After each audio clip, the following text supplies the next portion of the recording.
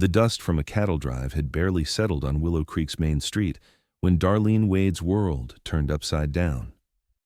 She stood frozen at the edge of the dance floor, the laughter of the townsfolk piercing her like arrows as she swayed alone to the fiddle's melody. Her crimson dress, the one she'd sewn by hand for 3 weeks straight, suddenly felt too tight, too bright, too everything. But in the moment when humiliation threatened to drown her, a tall figure cut through the crowd, his spurs jingling with each determined step. It was 1875 in Colorado Territory, and Darlene had only been in Willow Creek for 2 weeks. At 22, she'd journeyed west from Philadelphia after her parents' passing, armed with nothing but a small inheritance and her late mother's sewing skills. Willow Creek had seemed promising, a growing town with opportunity for a seamstress, and far enough west to escape the ghosts of her past. The town social at Jameson's Hall was her first attempt to integrate into the community. Women were scarce in these parts, and Darlene had received plenty of invitations to dance, but she'd waited for one particular gentleman, Harold Bennett, the banker's son who'd been so kind when she'd opened her account, only to discover he was engaged to the mayor's daughter.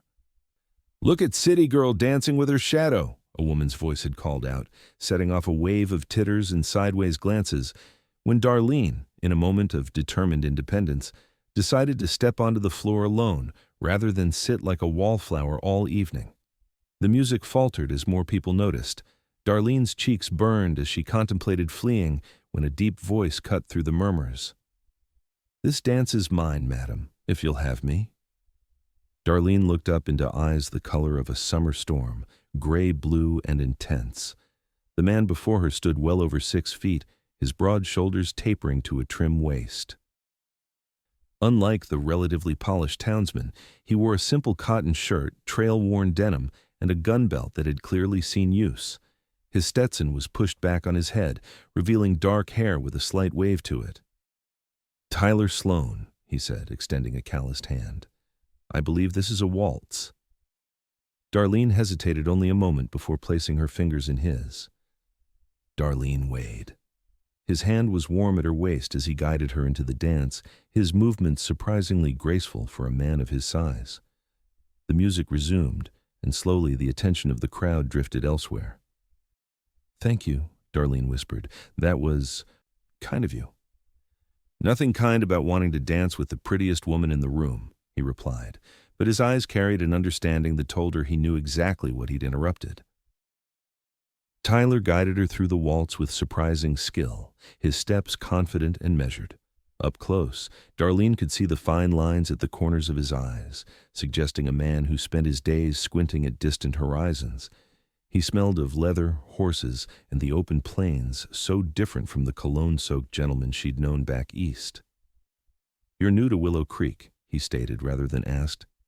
2 weeks, Darlene confirmed. "I've opened a dressmaking shop on Cedar Street." "Ah, so you're the one who took old Miller's place.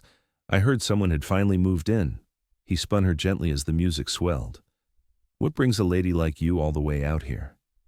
Darlene considered her answer carefully. "A fresh start," she said simply.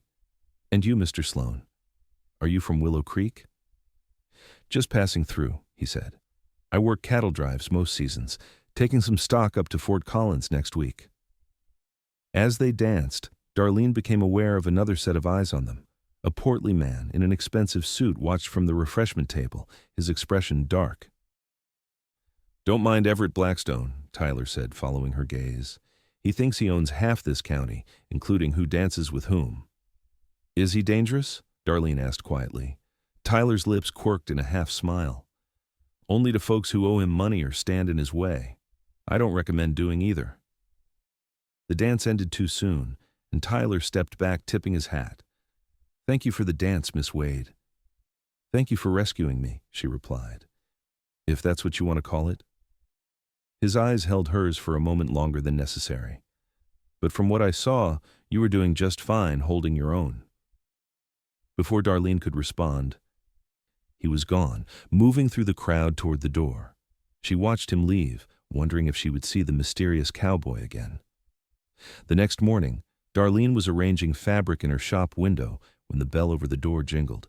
She turned, expecting Mrs. Holbrook, who had commissioned a Sunday dress but instead found herself facing Tyler Sloan. In the daylight, she could see his features more clearly, the strong jaw, straight nose, and those striking eyes under dark brows. "Mr. Sloan," she said, suddenly conscious of her work apron and the pins tucked into her sleeve. "This is a surprise." "Miss Wade," he held his hat in his hands, turning it slowly. "I hope I'm not interrupting your work." "Not at all. What can I do for you?" He cleared his throat. "I realized after I left last night that I was wondering if you might consider having dinner with me this evening, at the hotel restaurant." Darlene blinked in surprise. In Philadelphia, there would have been calling cards and formal introductions before such an invitation. But this was the West, where conventions seemed as vast and open as the landscape. "I'd like that," she found herself saying. His smile transformed his face, softening the weathered lines. 7 o'clock? She nodded, and he gave a small bow before leaving, nearly colliding with Mrs. Holbrook on his way out. The older woman raised her eyebrows as she entered.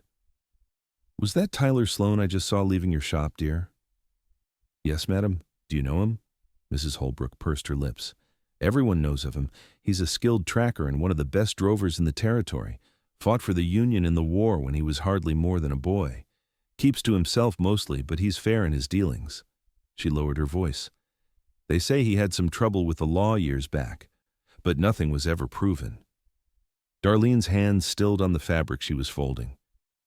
"What kind of trouble?"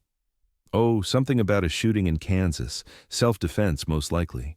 The man he shot worked for the railroad, one of those hired guns they use to clear land." Mrs. Holbrook waved her hand dismissively. "Ancient history now. But it's why he and Blackstone don't see eye to eye. Blackstone has investments in the railroad." As Mrs. Holbrook prattled on about her dress requirements, Darlene's mind stayed on Tyler Sloan and the glimpse of a complicated past that seemed to trail behind him like dust from a long ride. That evening, Darlene chose her second-best dress, a deep blue that brought out the amber flecks in her hazel eyes. She pinned her chestnut hair in a simple but elegant style and dabbed a tiny amount of rosewater behind her ears. In Philadelphia, she would have had a maid to help with these preparations, but she found she preferred the independence of doing things herself. The Willow Creek Hotel was the tallest building in town, a 3-story structure with genuine glass windows, and a restaurant that served the only French cuisine within 100 miles, though the definition of French was rather loose in these parts. Tyler was waiting in the lobby, wearing a clean shirt and vest, his hair still damp from what must have been a recent bath. He stood straighter when he saw her, a flicker of admiration crossing his face. "You look beautiful, Miss Wade." "Thank you, and please call me Darlene." "Darlene," he repeated as if testing the sound of it. "Then I'm Tyler to you." The hotel restaurant was half full, mostly with traveling businessmen and a few local couples. Darlene noticed several curious glances as Tyler led her to a table by the window. "I believe we're the subject of some speculation," she murmured as he held her chair. Tyler's mouth twitched as he took the seat across from her. "Small towns run on gossip like locomotives run on coal. By tomorrow, we'll either be secretly married or mortal enemies, depending on who's telling the story." Darlene laughed, surprised by his wry humor. "And which would you prefer?" "Neither," he said, his eyes meeting hers directly. "I'd prefer they talk about how we're two people getting acquainted over a meal, but that's not nearly dramatic enough for Willow Creek." The waiter brought menus, and Tyler insisted she order whatever she liked. They settled on beefsteak, potatoes, and fresh greens, a luxury in a town where most vegetables came from cans through the winter months. "Tell me about Philadelphia," Tyler said as they waited for their food. "What made you leave?" Darlene traced the rim of her water glass. "My parents died within months of each other last year. Influenza. Our house and most possessions had to be sold to cover my father's debts. I could have stayed, perhaps as a companion to some elderly relative, but..." She shrugged. "The West seemed to offer something different, a place where what matters is what you can do, not who your family was." Tyler nodded. "That's true enough. Though people still bring their prejudices with them." Like whoever started the laughter last night? Exactly. He leaned back as the waiter brought their food. Though in fairness, this town isn't used to women with your kind of confidence. Dancing alone is hardly an act of confidence, Darlene said, cutting into her steak. Isn't it? Most would have sat there all night rather than step onto that floor without a partner. Darlene considered this. Perhaps, but I've spent too much of my life waiting for permission. Coming west was about changing that. Tyler's eyes crinkled. Then we have that in common. I don't much care for asking permission either. As they ate, Tyler told her about growing up in Missouri, his time in the war, and his years working cattle drives across the Great Plains. He described the thundering of hooves during a stampede, the eerie beauty of lightning storms on the prairie, and the camaraderie of men who depended on each other for survival. It sounds lonely, Darlene observed, always moving, never settling. Tyler considered this. It can be, but there's a freedom in it too. And I've seen more of this country than most men twice my age. No family waiting for you somewhere? A shadow crossed his face. Not anymore. My parents had a small farm in Missouri. Raiders burned it during the war. My father died trying to save the livestock. My mother followed a year later grief, the doctor said, though I think it was more that she'd lost her will to fight. I'm sorry, Darlene said softly. It was a long time ago. He smiled, but it didn't reach his eyes. What about you? No sweetheart left behind in Philadelphia? Darlene shook her head. There was someone once, Charles Pembroke. Our families expected us to marry, but when my father's business failed, the Pembrokes suddenly decided I wasn't suitable after all. Their loss, Tyler said simply. After dinner, Tyler walked her back to the small apartment above her shop. The night was clear, stars scattered across the vast Colorado sky like diamonds on black velvet. I've never seen so many stars, Darlene marveled. In Philadelphia, the gas lamps and coal smoke hide most of them. That's one thing I never tire of, Tyler admitted, no matter how many nights I spend under them. They reached her door, and Darlene turned to face him. Thank you for dinner, and for last night. My pleasure, he hesitated. I'm heading out with a small herd in 2 days, taking them up to Fort Collins. I'll be gone about 3 weeks. Darlene felt a surprising pang of disappointment. Oh, well, safe travels then. I was wondering if I might call on you when I return. Perhaps we could go riding. There's a meadow about an hour from town filled with wildflowers this time of year. I'd like that, Darlene said, realizing she meant it. Though I should warn you, I haven't been on a horse since I was 12. I'll find you a gentle mare, he promised. Then, with a formality that contrasted with his rugged appearance, he took her hand and brushed his lips across her knuckles. Good night, Darlene Wade. Good night, Tyler Sloan. She watched him walk away, his silhouette receding into the darkness, and wondered what it was about this quiet cowboy that intrigued her so. The next 3 weeks passed in a blur of work. Word of Darlene's skill with a needle spread quickly, and she found herself with more orders than she could comfortably fill. She hired a local girl, Jenny Miller, to help with simple stitching and began teaching her more advanced techniques. Darlene also discovered that Mrs. Holbrook was Willow Creek's primary source of information. Through her, Darlene learned more about the town's dynamics, including the growing tension between the small ranchers and Everett Blackstone, who was buying up land and water rights at an alarming rate. That man wants to own everything between here and Denver, Mrs. Holbrook said one afternoon as Darlene pinned the hem of her new dress. And anyone who stands in his way finds themselves in trouble. What kind of trouble? Darlene asked, pins between her lips. Oh, mysterious fires, cattle disappearing, that sort of thing. Nothing that can be proven, of course, but everyone knows. Mrs. Holbrook lowered her voice. Your Mr. Sloan has had his share of run-ins with Blackstone's men. Last spring, he caught 2 of them trying to redirect the creek that runs through Harmon's property, would have left 3 families without water. He's not my Mr. Sloan, Darlene corrected, feeling her cheeks warm. Mrs. Holbrook merely smiled. We'll see, dear. We'll see. On the afternoon Tyler was due to return, Darlene found herself checking the street more often than necessary. When the shop bell jingled just before closing time, her heart jumped, but it was only Reverend Phillips's wife needing a button replaced. By evening, she told herself she was being foolish. Tyler had only mentioned calling on her as a courtesy. He was probably enjoying a whiskey at the saloon after weeks on the trail, or perhaps he'd been delayed. It wasn't as if they had an arrangement. She was closing the shop when she heard horses on the street. Peering through the window, she saw a group of riders trotting toward the livery stable. Even in the fading light, she recognized Tyler's broad-shouldered form. He was talking to another rider, his expression serious. Darlene stepped back from the window, chiding herself for acting like a lovesick girl. If Tyler wanted to see her, he would come. And if not, well, Willow Creek was a small town. They would inevitably cross paths again. She was in the back room putting away her threads when the shop bell rang. "We're closed," she called, then emerged to find Tyler standing in her shop, hat in hand, trail dust still on his clothes. "I apologize for the hour," he said, "and my appearance. We just got in." Darlene couldn't help the smile that spread across her face. "It's good to see you, Tyler." "You too." His eyes took in her face, and something in his expression softened.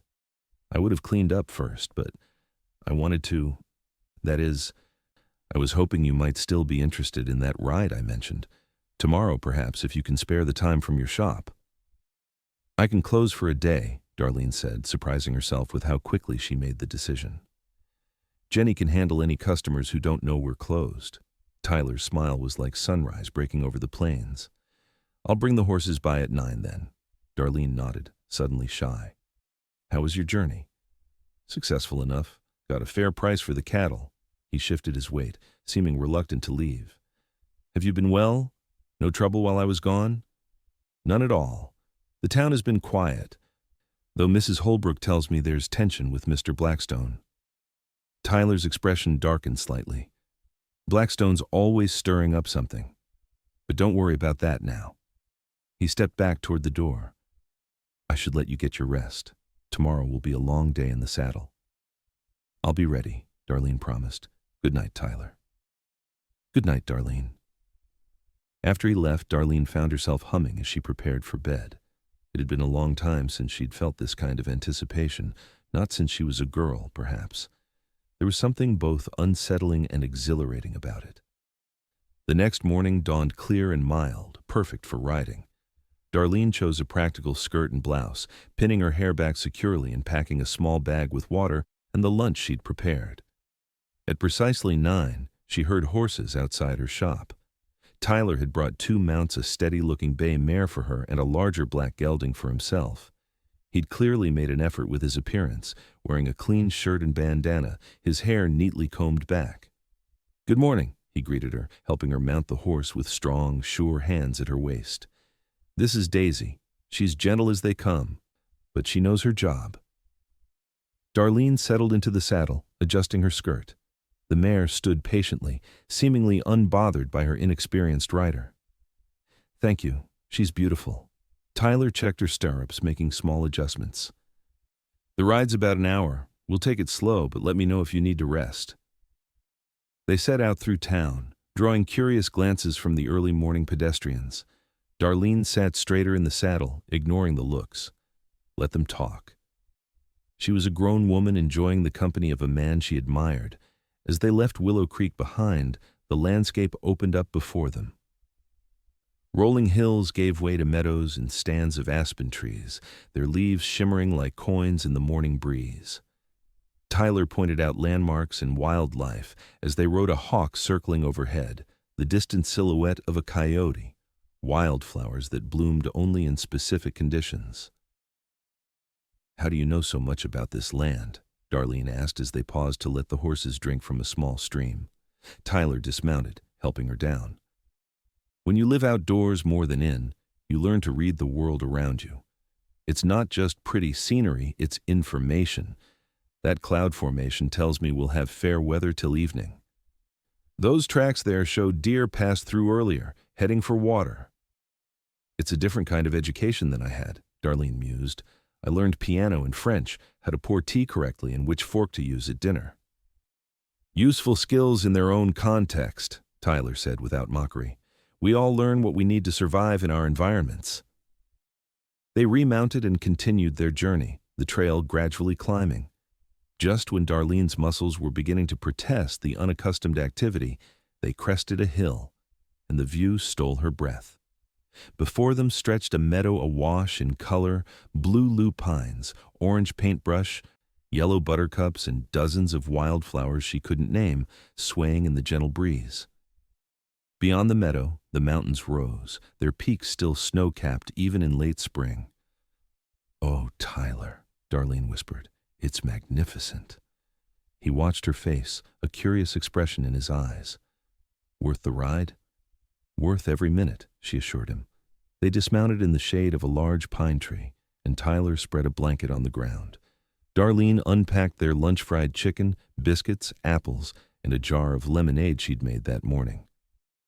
"This is quite a feast," Tyler said appreciatively as they settled on the blanket. "Nothing compared to what you're probably used to on the trail." He laughed. "Trail food is beans, bacon, and coffee so strong it could float a horseshoe. This is a banquet by comparison." They ate in comfortable silence for a while, the meadow alive with bees humming among the flowers and birds calling in the distance. "May I ask you something?" Darlene said finally. "Of course." "Mrs. Holbrook mentioned some trouble you had in Kansas." Tyler's expression grew distant. "People talk. If you'd rather not discuss it." "No, it's all right." He set down his chicken leg, wiping his hands on a napkin. "I was 22, working security for a cattle baron named Douglas. Some railroad men came to pressure him into selling land for a new route. When he refused, they got rough. I intervened. One of them pulled a gun. I was faster." He said it simply, without bravado or regret, just stating facts. "The law cleared me self-defense, but the railroad had influence. Made it difficult for me to find steady work after that. So I started driving cattle, moving around. Harder to cause trouble for a man who doesn't stay in one place." Darlene studied his face. "And now? Do you ever think of settling somewhere?" Something flickered in his eyes. "I've been considering it. Found a small piece of land north of here last year. Good water, decent grazing. Been saving to buy it outright." "A ranch of your own?" "Just a small spread. Nothing fancy, but a place that's mine." He looked at her directly. "A man needs roots eventually, if he's to grow into anything worthwhile." The intensity of his gaze made her heart beat faster. "I think that sounds wonderful," she said softly. The moment stretched between them, full of unspoken possibilities. Then Tyler cleared his throat and reached for the lemonade. "Tell me more about your shop." "It seems to be doing well." They spent the afternoon talking, walking among the wildflowers and simply enjoying the spectacular view. Tyler taught her the names of the mountains visible on the horizon and showed her how to identify different animal tracks. Darlene told him about her dreams for her business, perhaps expanding to include a millinery section or even ready-made clothes. As the sun began its westward slide, they reluctantly packed up and mounted their horses for the return journey. The ride back was quieter, both lost in their own thoughts, but it was a comfortable silence. When they reached her shop, Tyler helped her dismount, his hands lingering at her waist a moment longer than necessary. "Thank you for today," Darlene said. "I can't remember when I've enjoyed myself more." "The pleasure was mine." He hesitated, then reached into his saddlebag. "I brought you something. From Fort Collins." He handed her a small package wrapped in brown paper. Curious, Darlene unwrapped it to find a beautiful silver thimble engraved with delicate flowers. "Tyler, it's lovely," she breathed, turning it to catch the light. "I noticed your brass one was quite worn," he said, looking almost shy.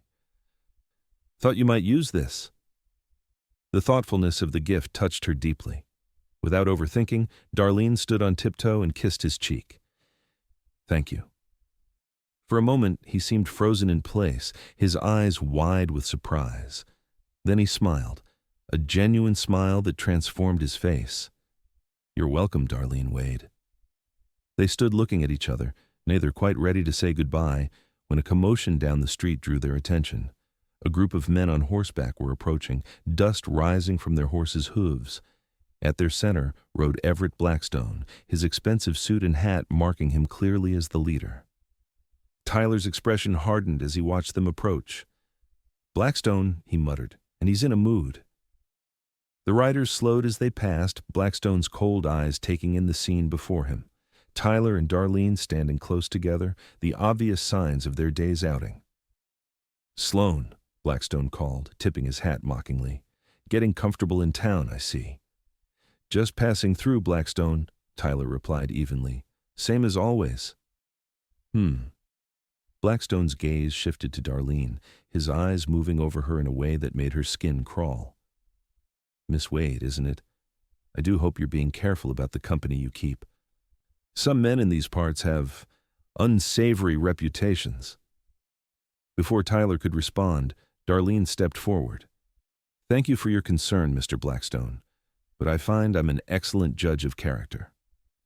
Blackstone's face darkened at the implied insult, but he forced a tight smile. "Of course, ladies from the East are known for their discernment." He jerked his head at his men. "Good day to you both." As they rode away, Tyler turned to Darlene with a mixture of admiration and concern. "You just made an enemy. He was already your enemy. Now we match." She smiled to lighten the moment, but Tyler remained serious. "Blackstone isn't someone to take lightly, Darlene. He has money and influence, and he doesn't forget slights." "I won't cower before bullies, Tyler. I've done enough of that in my life." He studied her face, then nodded slowly. "Just be careful, please." "I will, and you." "I always am." He mounted his horse, gathering Daisy's reins as well. "May I call on you again? Perhaps dinner tomorrow?" Darlene's smile returned. "I'd like that very much." Over the next few weeks, Tyler became a regular visitor at Darlene's shop. Sometimes he brought lunch or coffee, sitting with her while she worked, telling stories of his travels or listening to her plans for expanding her business. Other times, they went for walks in the evening, exploring Willow Creek's quiet streets or sitting by the actual Willow Creek that gave the town its name. Through these conversations, Darlene learned that Tyler was 34, had fought at Shiloh and Vicksburg during the war, and could read and write better than most men she'd known back east. He was self-taught in many subjects, carrying books in his saddlebags during long cattle drives and studying by campfire light. For his part, Tyler seemed fascinated by Darlene's descriptions of Philadelphia, the theaters, museums, and bustling streets, so different from the frontier towns he knew. He asked thoughtful questions about her life there, listening intently to her answers. In a town the size of Willow Creek, their growing attachment did not go unnoticed. Mrs. Holbrook practically beamed with satisfaction whenever Tyler entered the shop, and other ladies began commissioning work just to observe their interactions. Not everyone was pleased, however. One afternoon, as Darlene was closing her shop, Everett Blackstone appeared at her door. "Miss Wade," he said, removing his hat. "Might I have a word?" Darlene hesitated, remembering Tyler's warnings, but it seemed impolite to refuse. "Of course, Mr. Blackstone, though I was just closing." "This won't take long." He stepped inside, his bulky frame seeming to fill the small shop. "I've come on a matter of some delicacy." Darlene remained behind her counter, maintaining distance between them. "Oh?" "It concerns your association with Tyler Sloan." Blackstone ran a finger along a bolt of fabric. "I feel obligated, as a leading citizen of this town, to ensure you're fully informed about the man's character." "That's very considerate," Darlene said carefully, "but unnecessary. I'm quite satisfied with what I know of Mr. Sloan." "Are you?" Blackstone's smile didn't reach his eyes. "Do you know he killed a man in Kansas, that he's been suspected in several other violent incidents, that he's a drifter with no roots, no property, no standing?" "I know he defended himself and his employer against armed men," Darlene replied, keeping her voice steady, "and that he has plans that don't involve drifting forever." "Ah, has he been spinning tales of becoming a rancher?" Blackstone chuckled. "Sloan couldn't afford a decent piece of land if he saved for 20 years. Not in this territory." "Is there something specific you wish to tell me, Mr. Blackstone? Or did you merely come to disparage a man who isn't here to defend himself? Blackstone's face hardened. I came to offer friendly advice, Miss Wade. Your shop is doing well, I understand. It would be a shame if something were to interfere with that success. The threat was thinly veiled, and Darlene felt a chill despite the warm day. Are you threatening me, Mr. Blackstone? Threatening? Good heavens, no. He placed his hat back on his head. Simply pointing out that a woman alone in business needs friends, not complications. I could be a very good friend to you, Miss Wade. I choose my friends carefully, Mr. Blackstone, and I consider Tyler Sloan a friend. She moved toward the door, opening it pointedly. Now, if you'll excuse me, I have preparations to make for tomorrow. Blackstone paused at the door, looking down at her with cold eyes. You're making a mistake, Miss Wade. One you may regret. That's my concern, not yours. Good day, Mr. Blackstone. After he left, Darlene locked the door with shaking hands. She knew she should feel frightened, and part of her was. But another part, a stronger part, felt a fierce anger. How dare this man try to intimidate her, to speak of Tyler as if he were some common criminal? When Tyler arrived for dinner that evening, she told him about Blackstone's visit. I was afraid of this, Tyler said, his expression grim. Blackstone doesn't like what he can't control, and he certainly doesn't like me. Why does he hate you so particularly? Tyler sighed, running a hand through his hair. 2 years ago, he tried to dam up Willow Creek to divert water to his properties, would have left half the small ranchers without access. I helped organize them to fight it legally, through the territorial court. We won. He's never forgiven that. And now he thinks he can use me to get to you somehow. Or just wants to keep you away from me out of spite. Tyler took her hand across the table. Darlene, maybe it would be better if I— Don't you dare suggest staying away from me, she interrupted fiercely. I won't be manipulated by that man, or by your misplaced sense of protection. Tyler's serious expression slowly transformed into a smile. Yes, madam. The incident with Blackstone seemed to shift something between them. That night, when Tyler walked her home, his goodbye was not the usual gentle kiss on her hand, but a real kiss, tender at first, then deepening as Darlene responded. When they finally parted, both a little breathless, Tyler touched her cheek gently. I should go, he whispered, though he made no move to leave. Yes, you should, Darlene agreed, equally motionless. Finally, with visible reluctance, Tyler stepped back. I'll see you tomorrow. Tomorrow, she promised, watching him walk away into the night. Darlene floated through the next few days in a happy daze. Even Jenny noticed, teasing her gently about her distraction. You're counting wrong, Miss Wade, the girl pointed out when Darlene measured the same piece of lace 3 times with different results. Must be thinking of Mr. Sloan again. Darlene laughed, not bothering to deny it. Is it that obvious? Only to everyone with eyes, Jenny grinned. But it's nice. You two match somehow. The happiness couldn't last uninterrupted, however. 4 days after Blackstone's visit, Darlene arrived at her shop to find the front window shattered, glass littering the sidewalk and floor inside. Someone had thrown a large rock through it, narrowly missing her display of fine fabrics. Sheriff Miller arrived quickly, examining the damage with a grim expression. Any idea who might have done this, Miss Wade? Darlene hesitated. I can't be certain, but you have suspicions. The sheriff's shrewd eyes studied her face. Would this have anything to do with Everett Blackstone's visit the other day? Darlene blinked in surprise. You knew about that? Not much happens in Willow Creek that I don't hear about eventually. Sheriff Miller picked up the rock, turning it over in his hands. Blackstone's not one to dirty his own hands, but he has men who would do this kind of thing. Can you prove it was him? The sheriff shook his head. Not without a witness, and even then. He didn't finish the thought, but Darlene understood. Blackstone's influence reached far. What should I do? Get this window fixed. Go about your business. Sheriff Miller handed her the rock. And maybe consider whether Tyler Sloan is worth the trouble. Darlene's chin lifted. He is. The sheriff's weathered face creased in a small smile. Figured you'd say that. For what it's worth, I think you're right. Sloan's a good man. Too good to let Blackstone run him off. By mid-afternoon, Darlene had arranged for the window to be repaired, cleaned up the glass, and resumed business as usual. When Tyler arrived and saw the wooden boards covering her window, his expression darkened dangerously. "Blackstone," he said, voice tight with anger. "Probably, but we can't prove it," Darlene replied, placing a calming hand on his arm.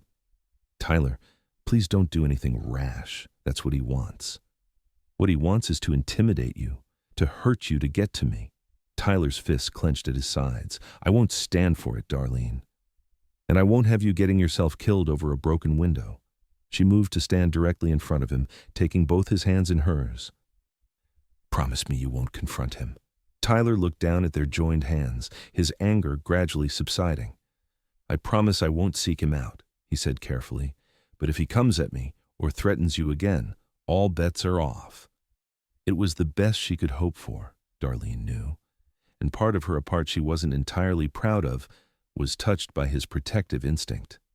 That evening, they sat on the small balcony outside her apartment above the shop, watching the sunset paint the distant mountains in shades of gold and purple.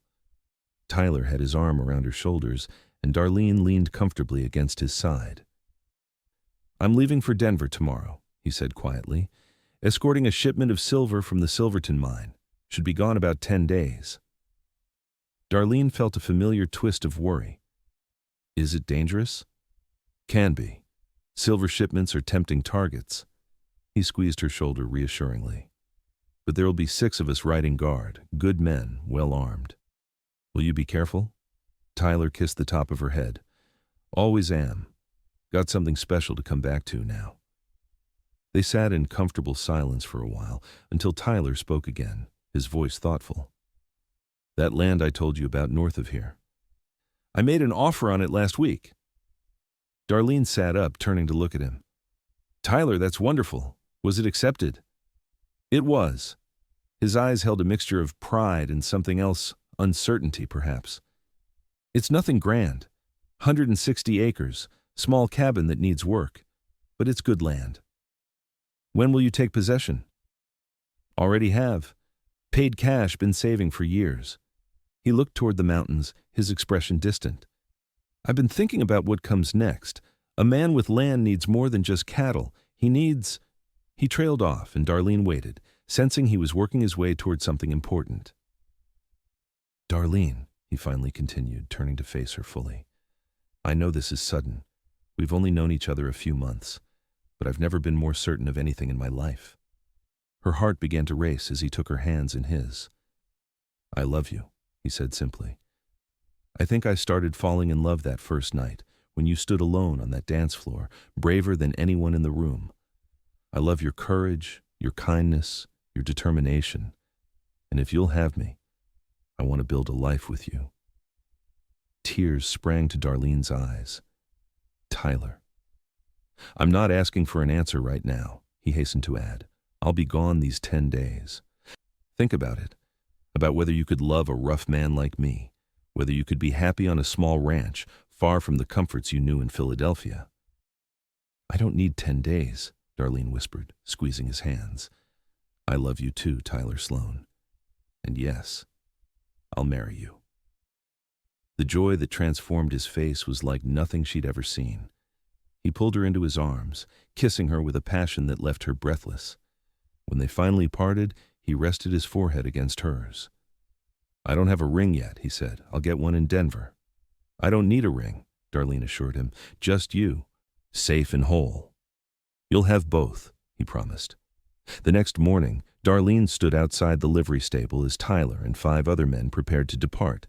They were heavily armed, rifles and saddle scabbards and pistols at their hips. The silver shipment would follow in a reinforced wagon with its own guards. 10 days, Tyler reminded her, adjusting his hat. "Maybe 9 if the roads are good." "I'll be counting the hours," Darlene said, trying to keep her voice light despite the worry gnawing at her. Bandit attacks on silver shipments were not uncommon, and men died in such encounters. Tyler seemed to read her thoughts.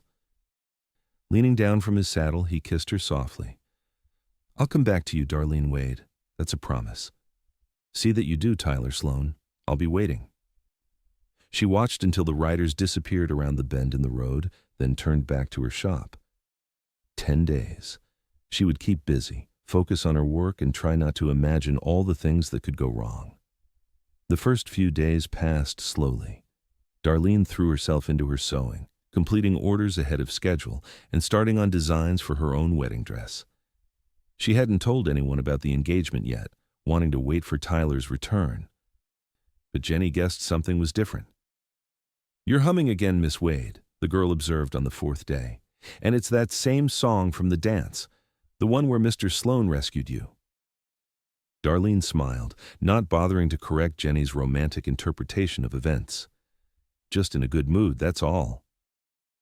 On the 6th day, a letter arrived from Denver, carried by the regular mail coach. Tyler's handwriting was surprisingly neat, the letters formed with careful precision. "My dearest Darlene," it began, "we arrived safely in Denver yesterday. The journey was uneventful, for which I'm grateful. The silver is now secure in the bank vaults, and our job is done. We'll start back tomorrow, taking a different route as a precaution. I've purchased something special for you here, but you'll have to wait until I return to see it. Know that I think of you constantly and count the hours until I see your face again. All my love, Tyler." Darlene pressed the letter to her heart, relief washing over her. The dangerous part of the journey was complete. Now he just had to make it home. The next day brought an unexpected visitor to her shop, Sarah Blackstone, Everett's wife. A thin, nervous woman in expensive but somber clothes, she rarely appeared in town without her husband. "Mrs. Blackstone," Darlene greeted her cautiously, "how may I help you today?" "I need a new dress," the woman said, her voice barely above a whisper. "For the summer social next month. Something appropriate." As Darlene showed her fabric samples and patterns, she noticed bruises on Mrs. Blackstone's wrist, partially hidden by her sleeve. When their eyes met, the older woman quickly tugged her sleeve down. "Mrs. Blackstone," Darlene said carefully, "if you ever need help or just someone to talk to—" "Don't," Sarah Blackstone whispered, glancing fearfully at the door. "Please. He has ways of knowing."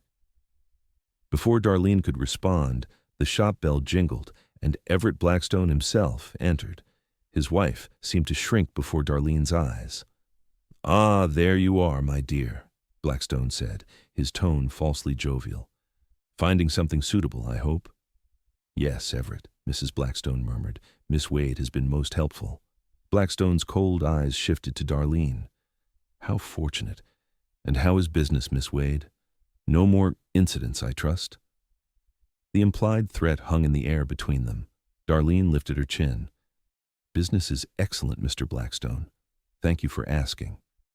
"Good. Good." He smiled thinly. "And your friend Sloan? I hear he's out of town." "Temporarily," Darlene said, keeping her voice steady. "He'll be back soon. If all goes well on the road." Blackstone's smile widened unpleasantly. "So many dangers for travelers these days. Bandits, accidents. It's a treacherous country." A chill ran down Darlene's spine. Was he simply taunting her, or was there something more sinister behind his words? "Indeed it is," she replied carefully. "But Tyler is well prepared for such dangers." "I'm sure he is." Blackstone took his wife's elbow. "Come, Sarah, we have other errands." After they left, Darlene sat down heavily, her hands shaking. Blackstone's words felt like more than just malicious taunting, but surely even he wouldn't go so far as to arrange an attack on a silver shipment guard. She debated whether to share her concerns with Sheriff Miller, but decided against it. She had no proof, only a feeling based on Blackstone's veiled comments. The sheriff would likely dismiss it as a woman's nerves. The 9th day came with no sign of Tyler or the other guards. Darlene told herself this wasn't unusual. Travel times were always estimates, subject to weather and road conditions. Still, anxiety gnawed at her as she worked, her eyes constantly straying to the window. On the morning of the 10th day, Darlene was arranging her shop when she heard horses on the street. Heart leaping, she rushed to the door, only to see 3 of the guards who had left with Tyler riding slowly into town. Tyler wasn't among them. One of the men, spotting her in the doorway, dismounted and approached, hat in hand. His face was grim, a bandage visible beneath his shirt collar. "Miss Wade," he said, his voice rough, "I'm afraid I have bad news." Darlene gripped the doorframe, her knees suddenly weak. "Tyler?" "There was an ambush, canyon about 30 miles south of here. Professional job, they knew exactly when we'd be coming through." The man's jaw tightened. "3 of us got away. Jenkins was killed outright. Tyler and Martin were taken." "Taken? You mean captured?" A spark of hope flared in Darlene's chest. If Tyler was taken rather than killed, there was a chance. "Yes, madam. Wasn't about killing us, they wanted information about future shipments, routes, that sort of thing." He hesitated. Tyler recognized one of them, said it was one of Blackstone's men. Fury replaced fear in Darlene's heart. "Have you told the sheriff?" "Heading there now. Just thought you should know first." "Thank you." Darlene straightened her shoulders. "I'm coming with you." Sheriff Miller listened to their account with a grim expression, making notes in a small book. "You're sure about the identification?" he asked the guard. "Positive it was one of Blackstone's men?" "Tyler was," the man confirmed. "Called him by name Fletcher. Said he'd seen him at Blackstone's ranch multiple times." The sheriff sighed heavily. "That's not much to go on. Fletcher's a common enough name, and proving connection to Blackstone would be nearly impossible." "So you'll do nothing?" Darlene demanded, her voice rising. "While Tyler and this other man are held captive somewhere?" "I didn't say that, Miss Wade." Sheriff Miller's voice was patient but firm. "I'll organize a search party. These men will guide us to the ambush site, and we'll track from there. But I won't make accusations against the most powerful man in the county without solid proof." "And if we find proof? If we find Tyler and he testifies it was Blackstone's men?" "Then I'll arrest Blackstone myself," the sheriff promised. "But first we need to find your fiancé." Darlene blinked in surprise, and Sheriff Miller smiled slightly. "Small town, Miss Wade. Word gets around."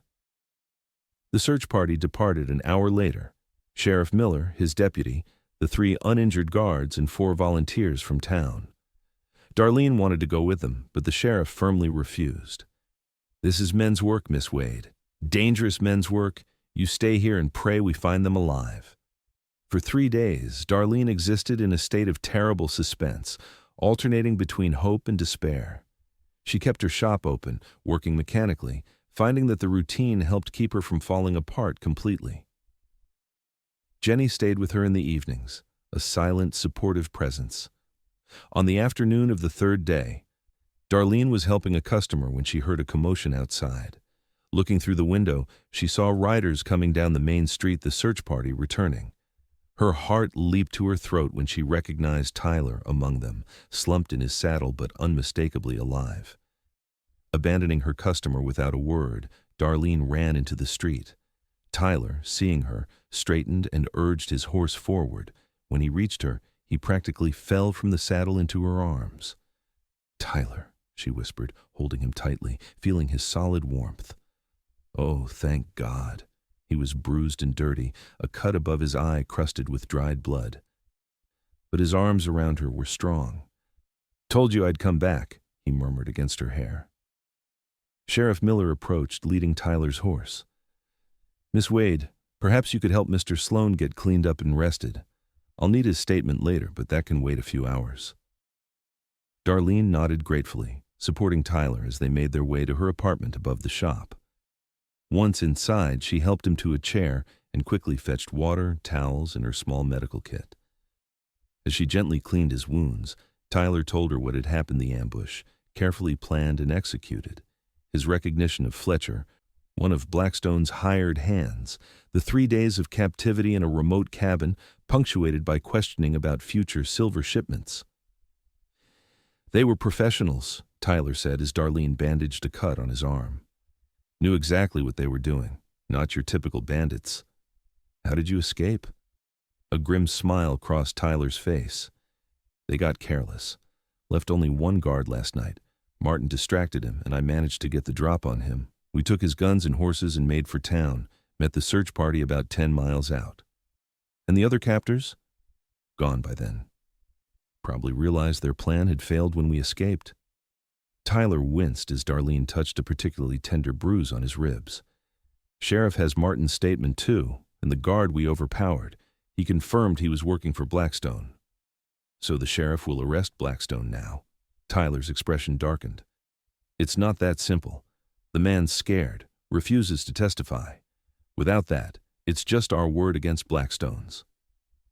Darlene sat back on her heels, frustration welling up inside her.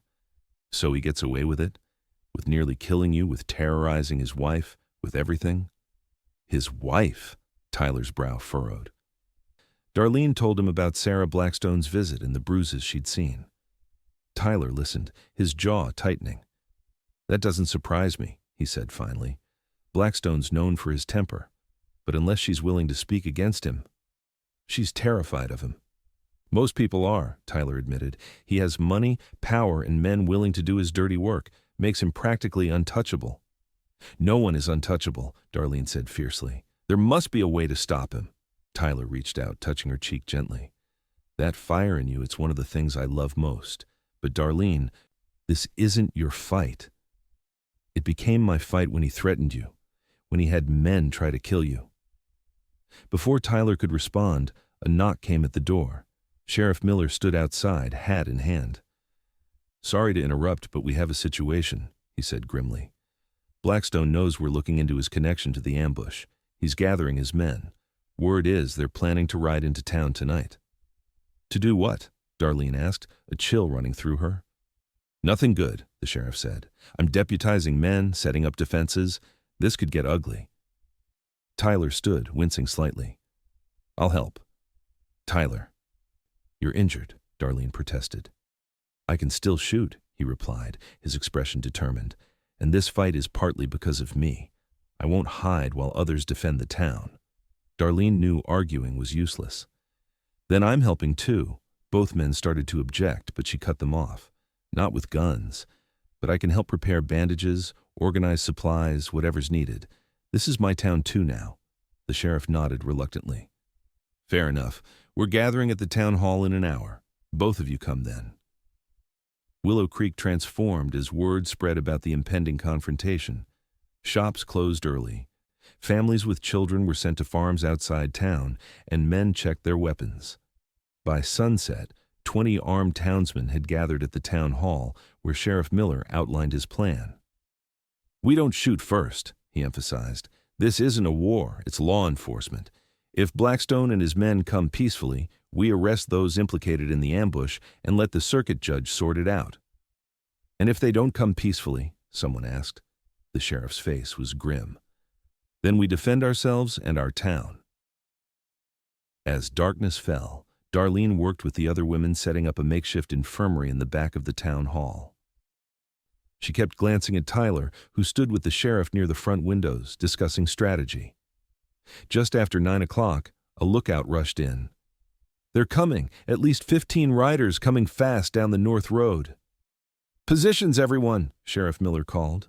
"Remember, we're upholding the law here." Tyler came to Darlene before taking his position. "Stay in the back," he told her, touching her face gently. "Whatever happens." "Be careful," she whispered, fighting back tears. "I can't lose you now." "You won't." He kissed her quickly, then joined the other men at the windows and doors. The sound of approaching horses grew louder, then stopped. A voice called out in the darkness, "Sheriff Miller, send out Sloan and we'll leave your town be." "That's not happening, Blackstone," the sheriff called back. "You and your men are wanted for questioning in the ambush of the Denver Silver Shipment guards. Surrender your weapons and come in peacefully." Harsh laughter answered him. "I don't think so, Sheriff. You have no proof of anything. Now send out Sloan or we start shooting." "You shoot at lawmen, Blackstone, and it's prison or worse," Sheriff Miller warned. "Think carefully about your next move." A tense silence followed. Darlene held her breath, hands gripping the edge of a table so hard her knuckles turned white. The silence shattered with a gunshot, then another. Suddenly, the night was filled with the sound of firing from both sides. Darlene ducked instinctively as bullets splintered the town hall's wooden walls. The battle seemed to last forever, though in reality it was probably less than 10 minutes. Then came a lull in the firing, followed by a shout from outside.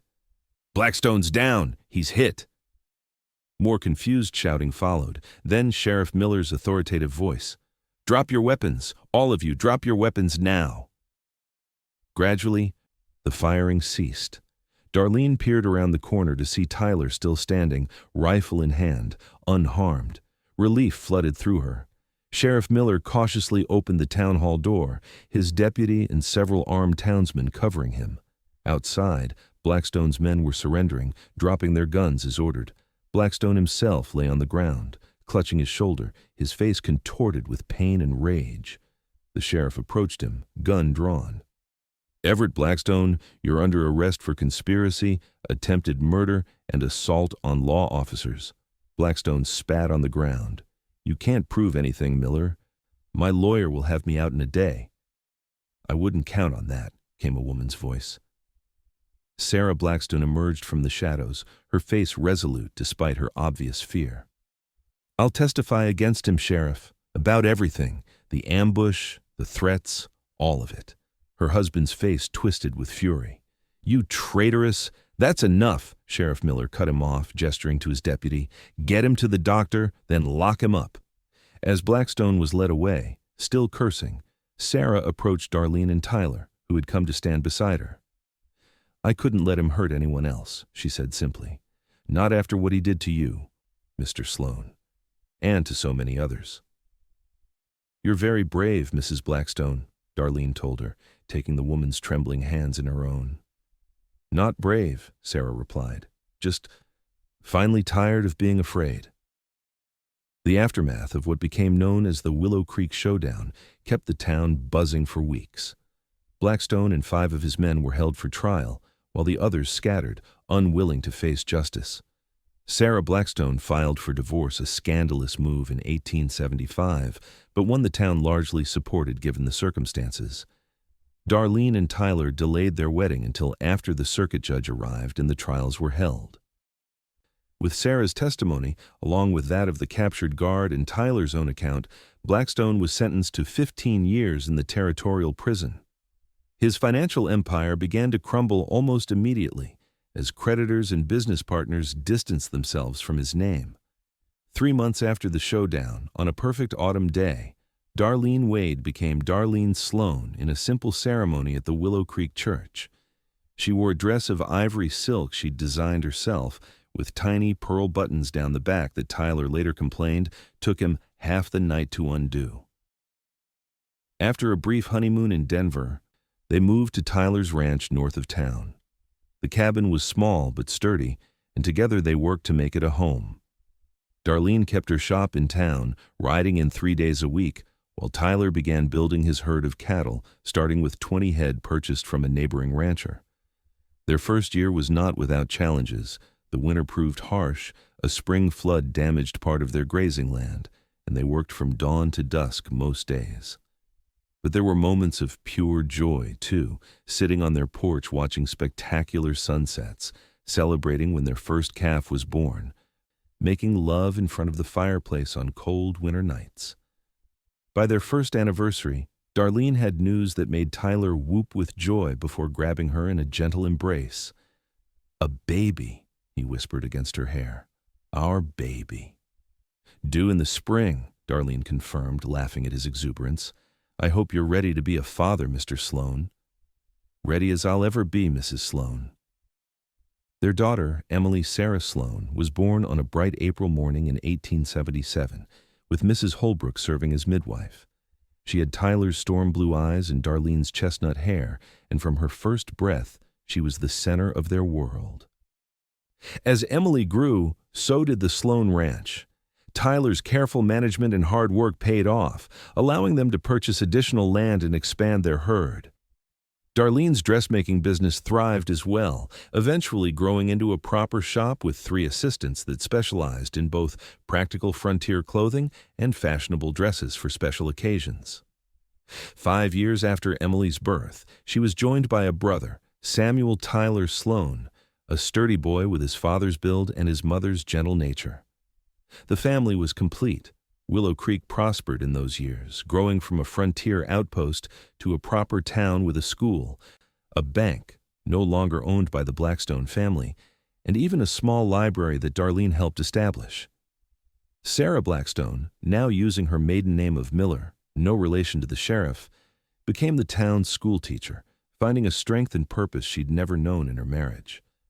On the 10th anniversary of what locals still called the showdown, the town held a celebration. As the newly elected mayor gave a speech about how that night had changed Willow Creek's destiny, Tyler leaned close to Darlene. "Do you ever think about that first dance?" he asked quietly. "How different things might have been if you hadn't been brave enough to step onto that floor alone." Darlene looked at their children, now playing with friends near the refreshment table, then back at her husband. The years had added a few strands of silver to his hair and deepened the lines around his eyes, but those eyes still looked at her with the same intensity as that first night. "I think everything would have found its way to this moment somehow," she said, "but I'm glad it happened the way it did." Tyler smiled, taking her hand. "Would you care to dance, Mrs. Sloan, for old time's sake?"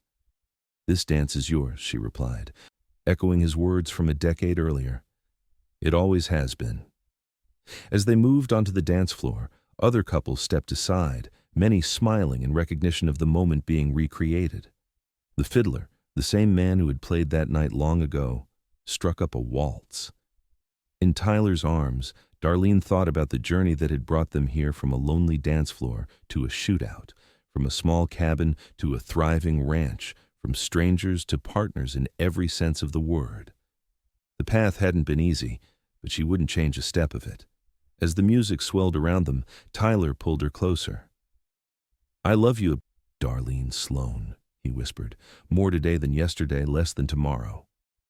"And I love you," she replied, resting her head on his shoulder as they turned beneath the stars. "Always." Years later, when their grandchildren asked how they met, Tyler would always begin the story the same way. "Your grandmother was dancing alone, and I was the luckiest man in Colorado the moment I crossed that floor." And Darlene would smile, remembering not just the mockery and the rescue, but everything that came after the love, the struggles, the joy, and the life they had built together, one step at a time, like a perfect dance that never truly ended.